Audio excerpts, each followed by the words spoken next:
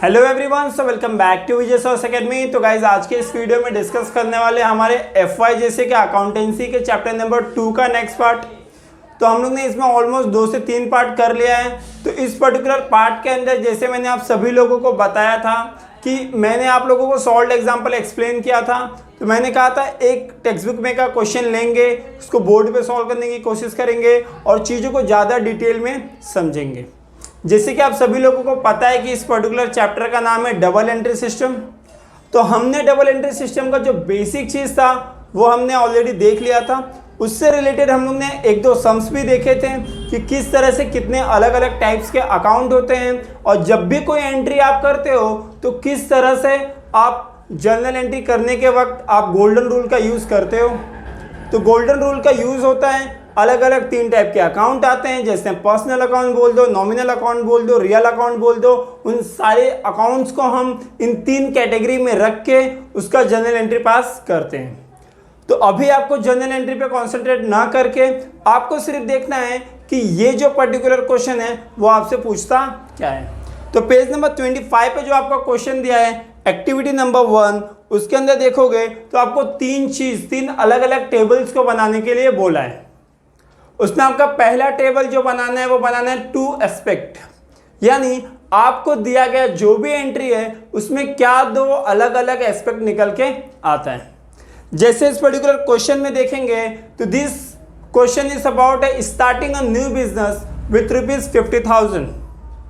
किसी ने बिजनेस को स्टार्ट किया है 50,000 रुपये से। तो हमने इसके पहले जब देखा था क्वेश्चन तो उसमें लिखा था कमेंसमेंट ऑफ बिजनेस, यहाँ पे लिखा है स्टार्ट ऑफ बिजनेस, दोनों एक चीज होता है।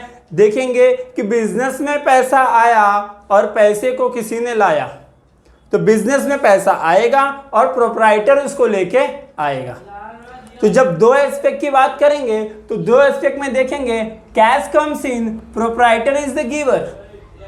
हम देखेंगे कैश अकाउंट हो जाएगा, दूसरा हो जाएगा कैपिटल अकाउंट। प्रोप्राइटर है, बिजनेस में किसी ने पैसा लगाया है और बिजनेस में लगाया गया पहले पैसे को हम कैपिटल बोलते हैं, हमको ये चीज पता है। तो इसमें कैश अकाउंट आएगा और कैपिटल अकाउंट आएगा। जब 2 अकाउंट की बात करेंगे तो कैश अकाउंट और कैपिटल अकाउंट दोनों चीजें आएंगी। 2 एस्पेक्ट की बात करेंगे तो cash comes in and proprietor is the giver, ये दोनों चीजें आने वाली है। अब यहाँ पे आप जब 2 एस्पेक्ट वाला जो टेबल आएगा जिसमें aspect number 1 and aspect number 2 दिया हुआ है, तो उसके अंदर आपको फर्स्ट एस्पेक्ट में ये वाली लाइन लिखनी है और सेकंड एस्पेक्ट में ये वाली लाइन लिखनी है। फिर आगे के टेबल्स में जहाँ पे 2 अकाउंट्स दिया है वहाँ पे कैश अकाउंट आएगा और कैपिटल अकाउंट आएगा। उसके क्लासिफिकेशन की बात करें तो मैंने आप लोगों को बताया रियल अकाउंट के अंदर जैसे कैश हो गया, मशीनरी हो गया, फर्नीचर हो गया, सारे असेट वाली चीजें जो आती है वो रियल अकाउंट के अंदर आती है। तो कैश अकाउंट के सामने क्या आएगा? Real account.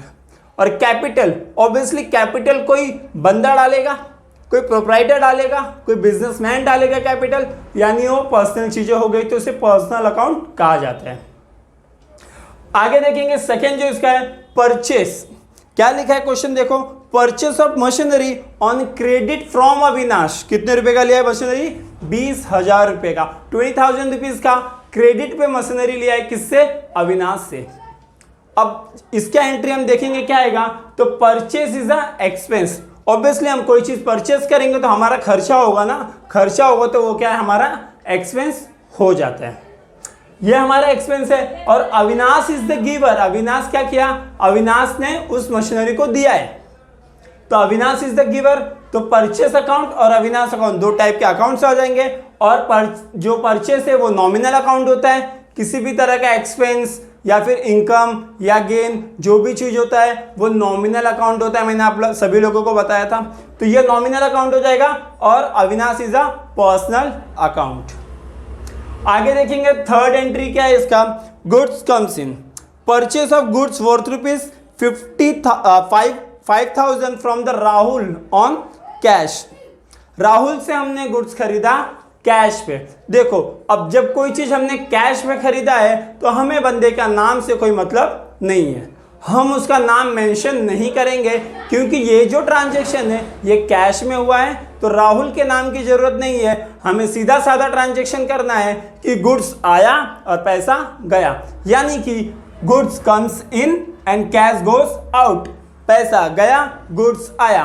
तो दो एस्पेक्ट ऑब्वियसली गुड्स अकाउंट और कैश अकाउंट आएगा और दोनों ही क्या है रियल अकाउंट के क्लासिफिकेशन में आता है। जैसे हमने देखा था कि अलग अलग क्लासिफाइड अकाउंट में real account cash, goods account cash.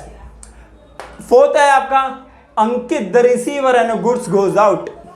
इसका देखेंगे फोर्थ में क्या है, sold goods to Aniket ₹6,000 on credit. अब अनिकेत को गुड्स बेचा गया 6,000 रुपये का, मगर क्रेडिट पे देखो, अब क्रेडिट पे बेचे हो तो अंकित का नाम तो आएगा। क्या है, sold goods to Aniket. Fourth क्या है, Ankit the receiver and goods goes out. Ankit क्या है, रिसीवर है और गुड्स गया है। अब अंकित रिसीवर है, यहाँ पे अंकित अकाउंट आ गया, गुड्स अकाउंट आ गया, तो ये पर्सनल है और गुड्स अकाउंट हमेशा रियल होता है। किसी का नाम आया तो पर्सनल अकाउंट, और गुड्स जैसी कोई एसेट वाली चीजें होंगी तो वो रियल अकाउंट उसे कहा जाता है। तो आपका फोर्थ समझ में आ गया होगा। फिफ्थ पे जाते हैं। फिफ्थ क्या लिखा है, पेड सैलरी ऑफ ₹1,000। 1,000 रुपये का सैलरी आपने पे किया है। ऑब्वियसली आपने कोई चीज पे किया तो आपका एक्सपेंस तो होगा। इसमें सैलरी होगा एक एक्सपेंस, दूसरा कैश गोस आउट। सैलरी आपका एक एक्सपेंस है और कैश आपके पास से गया है।